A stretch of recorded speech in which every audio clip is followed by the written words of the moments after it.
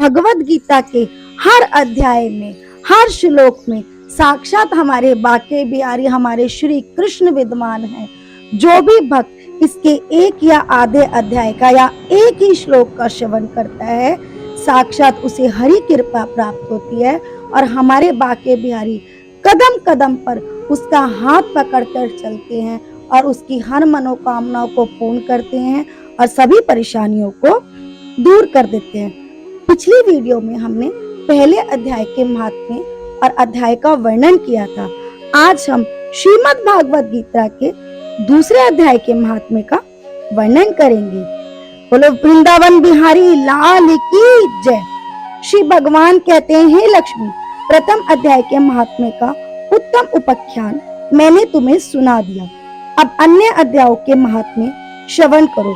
दक्षिण दिशा में वेद वेता ब्राह्मणों के पुरंदरपुर नामक नगर में श्रीमान देव शर्मा नामक एक विद्वान ब्राह्मण रहते थे। वह अतिथियों के पूजक, स्वाध्यायशील, वेद शास्त्रों के विशेषज्ञ, यज्ञों का अनुष्ठान करने वाले और तपस्वियों के सदा ही प्रिय थे। उन्होंने उत्तम द्रव्यों के द्वारा अग्नि में हवन करके दीर्घ काल तक देवताओं को तृप्त किया, किंतु उन धर्मात्मा ब्राह्मण को कभी सदा रहने वाली शांति ना मिली। वे परम कल्याण में तत्व का ज्ञान प्राप्त करने की इच्छा से प्रतिदिन प्रचुर सामग्रियों के द्वारा संते संकल्प वाले तपस्वियों की सेवा करने लगे। इस प्रकार शुभ आचरण करते हुए उन्हें बहुत समय बीत गया। तदंतर एक दिन पृथ्वी उनके समक्ष एक त्यागी महात्मा प्रकट हुए। वे पूर्ण अनुभवी, आकांक्ष रहित, नासिका के अग्रभाग पर दृष्टि रखने वाले तथा शांत चित्त थे। निरंतर परमात्मा के चिंतन में संलग्न हो वे सदा आनंद विभोर रहते थे। देव शर्मा ने उन नित्य संतुष्ट तपस्वी को शुद्ध भाव से प्रणाम किया और पूछा, महात्मन, मुझे शांतिमय स्थिति कैसे प्राप्त होगी? तब उन आत्मज्ञानी संत ने देव शर्मा को सोपुर ग्राम के निवासी मित्रवान का, जो बकरियों का चरवाहा था, परिचय दिया और कहा, वही तुम्हें उपदेश देगा। यह सुनकर देव शर्मा ने महात्मा के चरणों की वंदना की और समृद्धिशाली सोपुर ग्राम में पहुंचकर उसके उत्तर भाग में एक विशाल वन देखा। उसी वन में नदी के किनारे एक शिला पर मित्रवान बैठा था। उसके नेत्र आनंदित तरह से निश्चल हो रहे थे। वह अपलक दृष्टि से देख रहा था। वह स्थान आपस का स्वाभाविक वैर छोड़कर एकत्रित हुए परस्पर विरोधी जंतुओं से घिरा था। वहां उद्यान में मंद मंद वायु चल रही थी। मृगों के झुंड शांत भाव से बैठे थे और मित्रवान दया से भरी हुई आनंदमयी मनोहारिणी दृष्टि से पृथ्वी पर मानो अमृत छिड़क रहा था। इस रूप में उसे देखकर देव शर्मा का जो मन था वो बहुत प्रसन्न हो गया। वह उत्सुक होकर बड़े विनय के साथ मित्रवान के पास गए। मित्रवान ने भी अपने मस्तक को किंचित नवा देव शर्मा का सत्कार किया। तदंतर विद्वान देव शर्मा अनन्य चित्त से मित्रवान के समीप गए और जब उसके ध्यान का समय समाप्त हो गया, उस समय उन्होंने अपने मन की बात पूछी। महाभाग, मैं आत्मा का ज्ञान प्राप्त करना चाहता हूँ। मेरे इस मनोरथ की पूर्ति के लिए मुझे किसी ऐसे उपाय का उपदेश कीजिए जिसके द्वारा सिद्धि प्राप्त हो सके। देव शर्मा की बात सुनकर मित्रवान ने एक क्षण तक कुछ विचार किया। उसके बाद इस प्रकार कहा, विद्वान, एक समय की बात है, मैं वन के भीतर बकरियों की रक्षा कर रहा था। इतने में ही एक भयंकर, बहुत खतरनाक व्याघ्र पर मेरी दृष्टि पड़ी, जो मानो सबको ग्रस लेना चाहता हो। मैं मृत्यु से डरता था, इसलिए व्याघ्र को आते देख बकरियों के झुंड को आगे करके वहां से भाग गया। किंतु एक बकरी तुरंत ही सारा भय छोड़कर नदी के किनारे उस बाघ के पास बेरोक टोक चली गई। फिर तो व्याघ्र भी दोष छोड़कर चुपचाप खड़ा हो गया।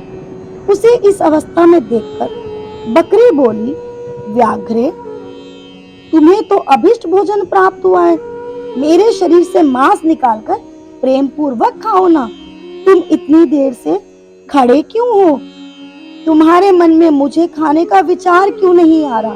व्याघ्र बोला, बकरी, इस स्थान पर आते ही मेरे मन से द्वेष का भाव निकल गया है, भूख प्यास भी मिटी है, इसलिए पास आने पर भी मैं तुम्हें खाना नहीं चाहता। व्याघ्र के यूं कहने पर बकरी बोली, ना जाने मैं कैसे निर्भय हो गई, इसमें क्या कारण हो सकता है? यदि तुम जानते हो तो बताओ। यह सुनकर व्याघ्र ने कहा, मैं भी नहीं जानता, चलो सामने खड़े हुए इन महापुरुष से पूछते हैं। ऐसा निश्चय करके वे दोनों वहां से चल दिए। उन दोनों के स्वभाव में यह विचित्र प्रवर्तन देखकर मैं बहुत विस्मय में पड़ा हुआ था। इतने में ही उन्होंने मुझसे आके प्रश्न किया। वहां वृक्षों की शाखा पर एक वानर राज था। उन दोनों के साथ मैंने भी वानर राज से पूछा। विप्रवर, मेरे पूछने पर वानर राज ने आदर पूर्वक कहा, अजापाल सुनो, इस विषय में मैं तुम्हें प्राचीन वृत्तांत सुनाता हूँ। ये सामने वन के भीतर जो बहुत बड़ा मंदिर है, उसकी ओर देखो। इसमें ब्रह्मा जी का स्थापित किया हुआ एक शिवलिंग है। पूर्व काल में यहाँ सुकर्मा नामक एक बुद्धिमान महात्मा रहते थे, जो तपस्या में संलग्न होकर इस मंदिर में उपासना करते थे। वे वन से फूलों का संग्रह कर लाते और नंदी के जल से पूजनीय भगवान शंकर को स्नान कराकर उन्हीं से उनकी पूजा किया करते थे। इस प्रकार आराधना का कार्य करते हुए सुकर्मा यहाँ निवास करते थे। बहुत समय के बाद उनके समीप में किसी अतिथि का आगमन हुआ। सुकर्मा ने भोजन के लिए फल लाकर अतिथि को अर्पण किया और कहा, विद्वान, मैं केवल तत्व ज्ञान की इच्छा से भगवान शंकर की आराधना करता हूँ। आज इस आराधना का फल परिपक्व होकर मुझे मिल गया है, क्योंकि इस समय आप जैसे महापुरुष ने मुझ पर अनुग्रह किया है। सुकर्मा के यह मधुर वचन सुनकर तपस्या के धनी महात्मा अतिथि को बड़ी प्रसन्नता हुई। उन्होंने एक शिलाक खंड पर गीता का दूसरा अध्याय लिख दिया और ब्राह्मणों को उसके पाठ व अभ्यास के लिए आज्ञा देते हुए कहा, ब्राह्मण, इससे तुम्हारा आत्मज्ञान संबंधी मनोरथ अपने आप सफल हो जाएगा। यूं कहकर वह बुद्धिमान तपस्वी सुकर्मा के सामने ही उनके देखते देखते अंतर्ध्यान हो गए। सुकर्मा विस्मित होकर उनके आदेश के अनुसार निरंतर गीता के द्वितीय अध्याय का अभ्यास करने लगे। तदंतर दीर्घ काल के पश्चात अंतःकरण शुद्ध होकर उन्हें आत्मज्ञान की प्राप्ति हुई। फिर वे जहाँ जहाँ गए वहाँ का तपोवन शांत हो गया। उनमें शीत उष्ण और राग द्वेष आदि की बाधाएं दूर हो गई। इतना ही नहीं, उन स्थानों में भूख प्यास का कष्ट भी जाता रहा तथा भय का सर्वथा अभाव हो गया। यह सब द्वितीय अध्याय का जप करने वाले सुकर्मा ब्राह्मण की तपस्या का ही प्रभाव समझो। मित्रवान कहता है, वानर राज के यूं कहने पर मैं प्रसन्नता पूर्वक बगरी और बाघ के साथ उस मंदिर की ओर गया। वहां जाकर शिलाखंड लिखे हुए गीता के द्वितीय अध्याय को मैंने देखा और पढ़ा।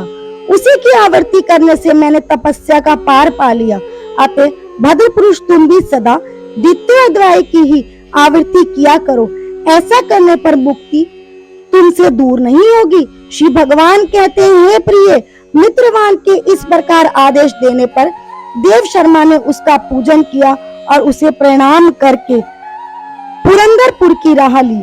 वहां किसी देवालय में पूर्वक आत्मज्ञानी महात्मा को पाकर उन्होंने ये सारा वृत्तांत निवेदन किया, पर सबसे पहले उन्हीं से द्वितीय अध्याय को पढ़ा। उनसे उपदेश पाकर शुद्ध अंतःकरण करने वाले देव शर्मा प्रतिदिन बड़ी श्रद्धा के साथ द्वितीय अध्याय का पाठ करने लगे। तब से उन्होंने अनवद प्रशंसा के योग्य परम पद को प्राप्त कर लिया। और लक्ष्मी जी, यह द्वितीय अध्याय का उपाख्यान कहा गया। बोलो बाके बिहारी लाल की जय। कुंज बिहारी श्री हरदास जय जय श्री राधे। भक्तों, गीता के प्रत्येक अध्याय में हमारे बाके बिहारी साक्षात विराजमान है। अगर हो सके तो एक या आधे अध्याय का श्रवण जरूर करें, नहीं तो एक श्लोक का ही श्रवण करें, क्योंकि उसके श्रवण करने मात्र से आपको जीवन में कोई भी हरा नहीं पाएगा और आपकी विजय निश्चित ही होगी, क्योंकि इसके सुनने मात्र से ही हमारे बाके बिहारी भक्त अपने भक्तों की हर इच्छा को पूर्ण करते हैं। एक बार प्रेम से बोलो श्री वृंदावन बिहारी लाल की जय। भक्तों, हमारे चैनल के माध्यम से सभी व्रत और त्योहारों की जानकारी दी जाती है और भगवत गीता के पाठ का श्रवण कराया जाता है। हमारे प्यारे भाग्य बिहारी और श्री राधा कृष्ण के दर्शन कराए जाते हैं। भक्तों, आपको अगर कथा पसंद आई हो तो चैनल को लाइक, शेयर और सब्सक्राइब जरूर करें, जिससे हम इसी तरीके से सदैव आपकी सेवा में उपस्थित रहे। कुंज बिहारी श्री हरदास, जय जय श्री राधे। मेरे बाके बिहारी आपकी हर मनोकामनाओं को पूर्ण करें और आपके सभी संकटों को दूर कर दे। राधे राधे। और वीडियो को ज्यादा से ज्यादा शेयर करें, लाइक करें और सब्सक्राइब करें। और अभी तक आपने हमारे चैनल को सब्सक्राइब ना करा हो और बेल आइकन नहीं दबाया तो जरूर दबाएं, जिससे हम इसी तरीके से आपकी सेवा में उपस्थित रहे। कुंज बिहारी श्री हरदास।